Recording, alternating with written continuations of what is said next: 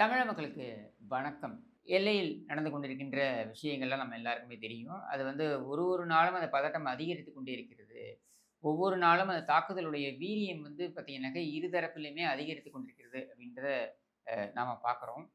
அ ஒவ்வொரு நாள் இரவும் பார்த்தீங்கன்னாக்க, அந்த இரவு முழுவதும் தாக்குதல்கள். அதாவது பாகிஸ்தான்ல இருக்கக்கூடிய அங்க இருக்கக்கூடிய விமான அ தளங்கள், அ போர் விமான தளங்கள், அவங்க அங்க அதில நம்ம இந்திய படைகள் தாக்குதல் நடத்துறதா இருக்கட்டும். இல்ல இங்க நம்முடைய எ எல்லை மாநிலங்கள், அதாவது பஞ்சாப்லேருந்து அ ஜம்மு வரைக்கும் பார்த்தீங்கன்னாக்க, இங்கே நடக்கக்கூடிய தாக்குதல்களா இருக்கட்டும். இது எல்லாமே என்னன்னா, ட்ரோன்கள் வழியாக. ஏன்னா, இப்போ இருக்கக்கூடிய வார்ஃபேர், இப்போ இருக்கக்கூடிய போர் முறைகள் நெறைய மாறி இருக்கின்றன. கடந்த காலத்தில நம்ம போர் முறைகள் எப்படியாக இருந்ததுனாக்க, விமான தாக்குதல், கப்பல் வழி தாக்குதல் இந்த மாரிலாம் இருந்தது. ஆனால் இந்த ட்ரோன்களுடைய வருகைக்கு அப்புறம் அந்த தாக்குதல்களுடைய வழிமுறையே மாறி இருக்கிறது அப்படின்றத நம்மால பார்க்க முடிகிறது. இதில அதிகமா நம்ம இந்த ட்ரோன் வார்ஃபேர் எங்க நடைபெற்றது அப்படின்னாக்க, ரஷ்யா, யுக்ரைன் அந்த போர்க்களத்தில தான் பார்த்தீங்கன்னா, நெறைய இந்த ட்ரோன பயன்படுத்துறாங்க. தானியங்கி விமானிகள் அப்படின்னு இருக்கக்கூடிய இந்த ட்ரோன்களை பயன்படுத்தி தாக்குதல்கள் நடத்துவது அப்படின்றது. பாகிஸ்தானை பொறுத்தவரைக்கும் அவங்க துருக்கியிலிருந்து பெறப்பட்ட அந்த தானியங்கி விமானங்களை பயன்படுத்தி இங்கே தாக்குதல்களை நடத்திக் கொண்டிருக்கிறார்கள் அப்படின்றத நம்மால பார்க்க முடிகிறது. நம்மை பொறுத்தவரைக்கும் நம்ம இஸ்ரேல் மற்றும் நம்முடைய தனிப்பட்ட இதில நம்ம தயாரிக்கக்கூடிய அந்த தானியங்கி இவங்களை வைத்து அந்த அ உபகரணங்களை வைத்து நாம கவுண்டர் தாக்குதல்கள செய்கிறோம் அப்படின்றதையும் நம்மால பார்க்க முடிகிறது. இது உடனே நெறைய பேர் என்ன சொல்லுவாங்க, இது போர். இந்த போரை நம்ம நடத்துவது அப்படின்லாம் ஆரம்பிப்பாங்க. ஒரு போர் என்னைக்குமே அமைதிக்கு ஒரு பங்கம் ஏற்படுத்தும் விஷயமாக இருக்கும். அது பொதுமக்களை பாதிக்கும் அப்படின்ட்டுலாம். இது போர் அல்ல. நடப்பது போர் கிடையாது. நடப்பது இந்திய தரப்பிலிருந்து வழங்கப்பட்ட பதிலடி. எதற்காக வழங்கப்பட்ட பதிலடி என்றால், இந்திய எல்லைக்குள்ளே ஒரு தீவிரவாத தாக்குதல்களை நடத்திவிட்டு சென்றதன் காரணமாக, அதுவும் யார் மீது அந்த தீவிரவாத தாக்குதல் நடைபெற்றிருக்கிறது அப்படின்னு பார்த்தீங்கன்னா, அது அப்பாவி மக்கள் மீது நடந்திருக்கின்ற ஒரு தாக்குதல். சுற்றுலா பயணிகளாக வந்தவர்கள் மீது அந்த தாக்குதல் நடைபெற்றது அப்படின்ற நிலையில தான் நம்ம பதிலடி குடுக்க வேண்டிய ஒரு நிலைக்கு தள்ளப்பட்டோம். இல்லன்னா நாமாக விரும்பி இதை செய்ய போறதில்ல. அப்படி நம்ம அந்த பதிலடியும் கூட தேர்வு செய்து எந்தெந்த இடங்களில் எல்லாம் இந்த தீவிரவாத குழுக்கள் இருக்கிறார்களோ, இந்த தீவிரவாத கேம்புகள் இருக்கின்றனவோ, அங்கெல்லாம் போய் தான் இந்த தாக்குதல்கள் நடைபெறுகிறது. அந்த தாக்குதல்கள் குறிப்பிட்டு பொதுமக்களை எந்த அளவுக்கு பாதிக்காமல் நடைபெறுமோ, அந்த அளவுக்கு அது பாதிக்காமல் நடைபெற வேண்டும் அப்படின்றதற்கான முழு முனைப்பை இந்திய தரப்பு காண்பித்திருக்கிறது. மாறாக எதிர்த்தரப்பிலிருந்து பார்த்தீங்கன்னாக்க, அவங்க தாக்கக்கூடிய இடங்கள்லாம் பார்த்தீங்கன்னா, பள்ளிக்கூடங்கள், மருத்துவமனைகள், வழிபாட்டு தலங்கள், இது மாதிரியான இடங்களை தான் அவங்க தாக்குறாங்க அப்படின்றத நம்மால பார்க்க முடியுது. அப்போ இது இந்தியா தன்னை தற்காத்துக் கொள்ள தீவிரவாத குழுக்களை மையப்படுத்தி ஒரு பதிலடியை கொடுத்திருக்கிறது. ஆனால் மாறாக அங்கிருந்து எதிர்த்தரப்பிலிருந்து எதிர்வினையாற்றுகிறேன் பேர் வழின்னு பாகிஸ்தான் செய்யக்கூடியது என்ன அப்படின்னா, அப்பாவி மக்களை குறிவைத்து, அப்பாவி மக்கள் வசிக்கக்கூடிய இடங்களை குறிவைத்து, அப்படித்தான் அவர்கள் அந்த தாக்குதல்களை அ முன்னெடுக்கிறார்கள். அப்படின்றது நம்ம இதெல்லாமே பதிவாகிட்டே வருது. இப்ப இதில மீடியாக்கள் இந்த தரப்பும் சரி, அந்த தரப்பும் சரி, ஏகப்பட்டது பார்த்தீங்கன்னாக்க, நைட்டு ஃபுல்லா அ அ ஆன் பண்ணீங்கன்னா, இந்த பக்கமும் சரி, அந்த பக்கமும் சரி, பாகிஸ்தான்ங்கிறான், இந்தியாங்கிறான், அப்படியே எல்லையை பற்றி கரைத்து குடித்தது போல இங்க பேசக்கூடியவர்கள் நெறைய பேர் இருக்காங்க.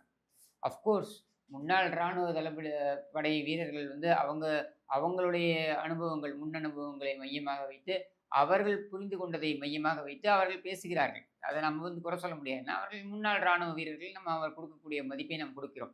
அவர்களுடைய எண்ண ஓட்டம் நம்ம எல்லாருக்குமே எண்ண ஓட்டம் என்ன? இந்தியாவுல இருந்தா இந்தியா வெல்ல வேண்டும் அப்படின்றது தான் நம்முடைய எண்ண ஓட்டமா இருக்கும். பாகிஸ்தான்ல இருக்கக்கூடியவங்களுக்கு அவர்களுக்கு சொல்லப்பட்ட விஷயம் என்னவா இருக்கும்? இந்தியா தான் நம்மை நம் நம் மீது தாக்குதல் நடத்துகிறது.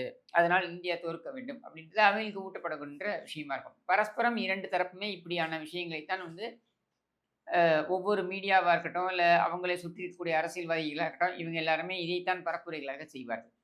பட் உண்மை நிலையை புரிந்து கொள்ள வேண்டும் என்றால், அதற்கு காலம் நெறைய அ தேவைப்படும். நீ இப்ப உடனே எடுக்க முடியாது. ஏன்னா, இப்ப வரக்கூடிய தகவல்கள் உங்களுக்கு என்ன தெரிய வேண்டும் என்பதனை அவர்கள் முடிவு செய்து அந்த தகவல்கள் மட்டும் தான் வரும். அது இந்திய தரப்புல இருக்கட்டும், இல்ல பாகிஸ்தான் தரப்புலயா இருக்கட்டும். நாம் செய்ய வேண்டியது என்ன அப்படின்னா, இந்த மீடியாக்கள்ல கொடுக்கக்கூடிய பரப்புரைகள், அல்லது நாமாக முன் சென்று இந்த மீடியாக்கள்ல போய் பரப்புரைகள் செய்வது. இது 2த்தையும் வந்து குறைத்துக் கொள்வது நல்லதுன்னு தான் நான் நம்புறேன் தனிப்பட்ட விதத்தில. ஏன்னா, அது சார்ந்த புரிதல் இங்க ரொம்ப ரொம்ப கம்மியா இருக்கு. இப்ப என்னையே வந்து யூடியூப் சேனல்லாம் கேட்பாங்க. "நீ இதெல்லாம் வந்து இத பத்தி நீங்க என்ன நினைக்கிறீங்க?" அப்படின்ட்டு. நான் என்ன சொல்ல முடியும்?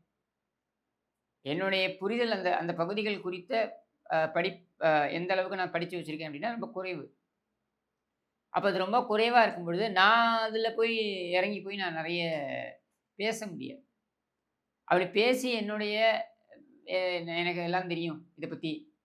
எல்லைகள்ல என்னென்ன நடந்துகிட்டு இருக்கு, பாகிஸ்தான்ல இருக்கக்கூடிய பகுதிகள்ல என்னென்ன இருக்கு, இந்தியாவுல இருக்கக்கூடிய அந்த பகுதிகள்ல எங்கெங்க வந்து நம்முடைய ராணுவ தளவாடங்கள் இருக்கு. இப்படின்லாம் வந்து அரைகுறை புரிதலுடன் எதையாவது உருட்டிட்டு போகலாம். உங்களுடைய உணர்வை வைத்து விளையாடுவது அப்படின்றது ரொம்ப ஈஸி. அத செய்யலாம். ஆனால் அதை நான் செய்ய விரும்புவதில்லை. அது செய்ய வேண்டாம் அப்படின்றது தான் இந்திய அரசாங்கமும் ஒரு அறிவுரையா குடுக்குது. அதாவது நீங்கள் வந்து ஏதோ எல்லாம் தெரிஞ்சத பேசின பேர் வழின்னு சொல்லிட்டு மிகைப்படுத்தியோ, அல்லது வேறு வேறு காட்சிகளையோ கொண்டு வந்து பொருத்தி, உண்மைக்கு புறம்பான தகவல் நெறைய பரப்புரை செய்து, மக்கள் மத்தியில் ஒரு பதட்டத்தை ஏற்படுத்த வேண்டாம் அப்படின்றது தான் இந்திய அரசாங்கமும் வந்து இங்கே நமக்கு அறிவுறுத்துகிறது.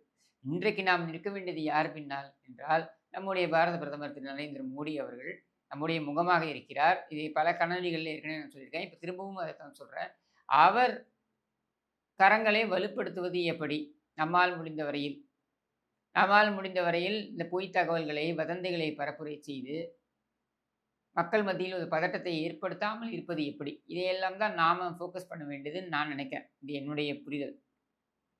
நம்முடைய முகமாக இருக்கக்கூடிய பாரத பிரதமர் நரேந்திர மோடி அவர்கள், சரியான முடிவுகளை எடுப்பார் என்பதனை முழுவதுமாக நாம் நம்புகிறோம். எதிர்க்கட்சிகளும் அதைத்தான் சொல்கின்றன. பார்த்தீங்கன்னா, காங்கிரஸ் கட்சியா இருக்கட்டும், இல்ல மற்ற கட்சிகளா இருக்கட்டும், இவங்க எல்லாருமே வந்து, நாங்கள் அரசாங்கத்தின் பின்னால் நிற்கிறோம். அரசாங்கம் எடுக்கக்கூடிய முடிவுகளுக்கு நாங்கள் உடன்படுகிறோம். எந்த விதமான நடவடிக்கையாக இருந்தாலும் அதற்கு நாங்கள் உடன்படுகிறோம் அப்படின்னு சொல்லிட்டு அவங்க பகிரங்கமாக அவர்கள் தெரிவிக்கிறார்கள். ஏன் இதை தெரிவிக்கிறார்கள் என்றால், இந்த மாதிரியான அசாதாரண சூழல்ல நாம ஒருமித்த குரலுடன் நிற்க வேண்டியது அவசியம்.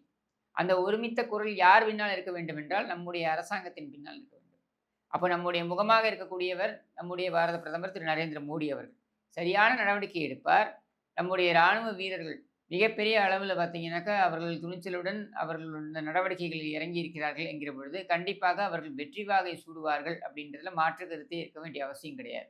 இங்கொன்றும், அங்கொன்றும் சேதாரங்கள் ஏற்படலாம். இது வந்து இந்த மாதிரியான அசாதாரணமான சூழலில், இது இன்னும் நான் போர் சூழல்னு சொல்ல மாட்டேன். ஏன்னா, போர் என்பது இரு நாடுகளும் பிரகடனப்படுத்தி நடத்தக்கூடியது. அப்படியான ஒன்று இங்கே நடந்ததாக தெரியவில்லை.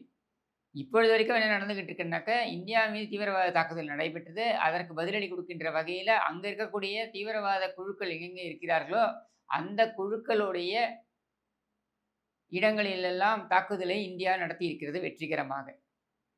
அதை தாங்கிக் கொள்ள முடியாத நிலையில பாகிஸ்தான் அவங்களும் வந்து இந்த ட்ரோன்களை வைத்து இங்கே தாக்குதல்களை நடத்த முயற்சிக்கிறார்கள். ஏவுகணைகளை வைத்து தாக்குதல்களை நடத்த முயற்சிக்கிறார்கள். அதுவும் பொதுமக்கள் வாழ்கின்ற இடத்துல இந்த தாக்குதல்களை நடத்த முயற்சிக்கிறார்கள். இதற்கு இந்தியா என்ன மாதிரியான பதிலடி கொடுக்கப் போகிறது அப்படின்றத வரும் நாட்களில் நம்ம பார்ப்போம். இதில் வெற்றி வெற்றி வாகை சூடிக்கொண்டு இந்தியா வருவது உறுதி.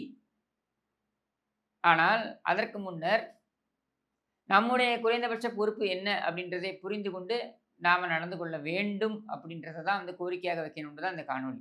இதில வந்து எங்கெல்லாம் இந்தியா வெற்றி வாகை சூடுகிறது, எந்தெந்த பகுதிகளில் எந்தெந்த தளவாடங்களை எல்லாம் அடித்து நொறுக்கி இருக்கிறது, கராச்சியை நொறுக்கி விட்டார்கள், லாகூரை நொறுக்கி விட்டார்கள், ராவல்பிண்டியை நொறுக்கி விட்டார்கள் என்றெல்லாம் கதை அளப்பதற்காக நான் இங்க வரல. இதையெல்லாம் சொல்லி உங்களுக்கு ஒரு சிற்றின்பம் அடையச் செய்ய வேண்டும் என்பது என்னுடைய நோக்கம் கிடையாது. இந்த போர் அப்படி ஒரு போர் வந்தால், இன்னும் போர் அறிவிக்கப்படல. அப்படி போர் அப்படின்னு ஒரு அறிவிப்பு வந்தால், அது உடனே முடிவுக்கு வரக்கூடிய விஷயம் கிடையாது. அது பல நாட்கள், பல வாரங்கள் இழுக்கக்கூடிய ஒரு விஷயமாகத்தான் இருக்கும். இப்பொழுது நடந்து கொண்டிருப்பது என்ன அப்படின்னாக்கா, ஒரு பதட்டமான சூழல். இந்த தரப்பும், அது எதிர் தரப்பும் மாறி மாறி அவங்களுடைய முக்கிய தளங்களை வந்து தாக்குதல் நடத்தி வருகிறார்கள் அப்படின்றத தான் நம்ம பார்க்குறோம் இதுவரைக்கும். இது அடுத்த கட்டத்துக்கு போகுமா? போகாதா? இதையெல்லாம் வரும் நாட்களில் நம்மால பார்க்க முடியும். நாம உறுதியா அந்த அரசாங்கத்துக்கு முன்னாடி நிற்போம். நாம உறுதியா அந்த ராணுவத்துக்கு பின்னாடி நம்ம நிப்போம். ஏன்னா, இது நம்முடைய ராணுவம், நம்மை பாதுகாக்கின்ற ராணுவம், நம்முடைய அரசாங்கம், நம்முடைய முகமாக இருக்கக்கூடிய அரசாங்கம் அது. அதோட நம்ம நிறுத்திக்கிறது நல்லது அப்படின்றது என்னுடைய கோரிக்கை என்று கூறி விடைபெறுகிறேன். நன்றி, வணக்கம்.